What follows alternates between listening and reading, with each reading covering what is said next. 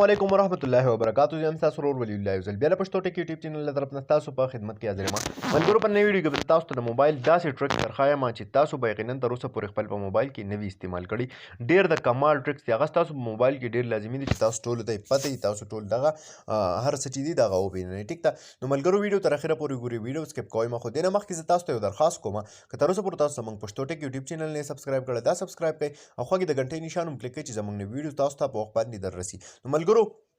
اولنۍ خبره خو دا ده که تاسو خپل تصویر نه د بیک ګراوند وغیره لرې کول غواړئ ټیک ده نو تاسو ته د ایف هاډو ضرورت نشته دی مثال په طور تاسو بیک ګراوند وغیره چینج کول غواړئ نو هغې دپاره که تاسو ته پته وي نو اپلیکیشن ضرورت وي خو په دې کې تاسو ته اپلیکیشن ضرورت نشته سمپلی ګوګل خو د هر چا سره په موبایل کې وي تاسو به ګوګل ته لاړ شئ ټیک ده ګوګل ته چې راشئ په سرچ کې به تاسو ولیکئ ریموو بیجي ټیک ده چې دا تاسو ولیکئ نو دلته کې به تاسو ته داسې انټرفیس راشي دلته کې تاسو لرې راکړی دی اپلوډ ایمیج مثال په طور خپل یو تصویر چې دی هغه تصویر به تاسو سلیکټ کړئ د دې ځای نه به پرې ډن ووایي ټیک ده کله چې به دا تاسو ووایي تاسو دا تصویر راواغستو دا تصویر چې کله هم راواغستو تاسو دلته کې تاسو اوس وګورئ مخکې تاسو به څه وکئ دغه تصویر به سمپلی د دې نه تاسو بیک ګراوند لرې کول غواړئ ټیک ده نو تاسو به د بیک ګراوند څنګه لرې کوئ په دې طریقه درته مکمل طریقه راښایم دلته کې تاسو وګورئ ما سره دا روان دی دلته کې څه وایي ریموو بیک ګراوند زما د تصویر نه به بیک ګراوند خود به خود ریموو شي او دې کې به ماته څه وه د اپلیکیشن پکې اډو ضرورت ماله نه راتو ټیک ده دا وګورئ تاسو دې ځای نه دا چې دی په دې طریقه تاسو دا کولی شئ د دې ځای نه به دا تاسو سره تاسو د تصویر نه چې کوم دی بیک ګراوند لرې کوئ د دې نه علاوه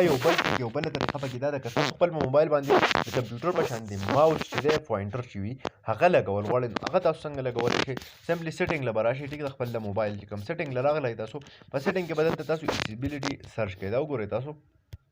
دلته کې چې تاسو کله ایسیبیلیټي سرچ کوئ نو تاسو ته بس تاسو د موبایل هغه هر څه چې دا وګورئ ایسیبیلیټي راغلی دلته کې دا اوس وګورئ د دې ځای نه چې تاسو کله لاندې راشئ په دې کې تاسو سره ډېر شی څیزونه دي یو خبره خو دا ده که تاسو فونټ سټایل چینج کول غواړئ مطلب د لیکلو کوم سټایل چې دی یا د لیکلو کوم سایز چې دی هغه غټول یا وړوکی کول غواړئ نو هغه هم تاسو د دې ځای نه کولی شئ دې نه علاوه نن سبا ډېر خلک چې دي هغه ډارک تیم استعمالوي مطلب خپل د موبایل هغه هر څه چې دي هغه تاسو د دې ځای نه څه کولی شئ ډارک کولی شئ مطلب تورولی شئ دغه شان د دلته کې وګورئ تاسو راکړی دی ماوس پوینټر دا چې تاسو د دې ځای نه سلیکټ کړئ